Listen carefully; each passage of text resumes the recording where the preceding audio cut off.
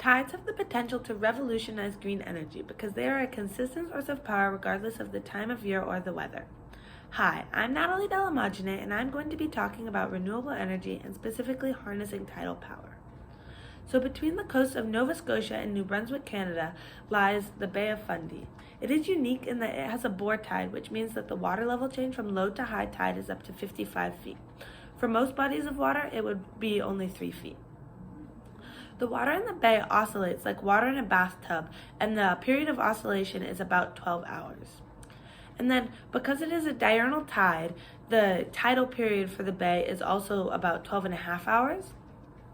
And so this means that the oscillation of the bay is in sync with the tides, and this results in a phenomenon called resonance.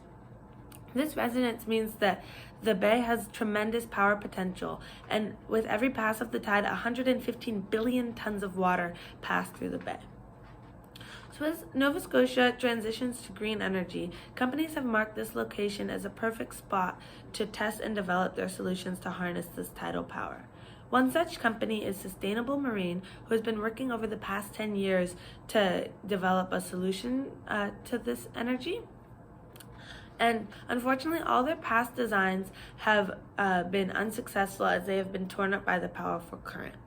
Their newest idea is to have a floating turbine with propellers similar to an outboard motor that can be lowered into the water, and this will make maintenance much more accessible.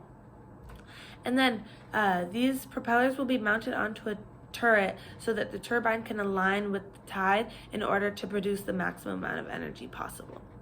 And in order to save the natural habitat and wildlife in the area, the propellers will be equipped with echo sounders, hydrophones, acoustic fish tag receivers, and underwater cameras.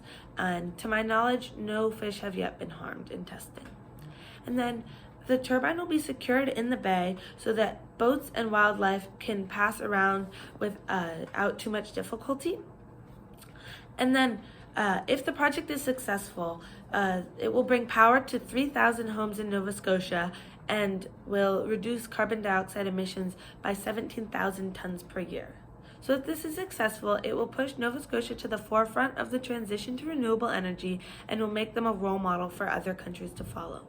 Hopefully, the lessons learned from this project will be applicable to other bodies of water that are maybe less powerful than the Bay of Fundy.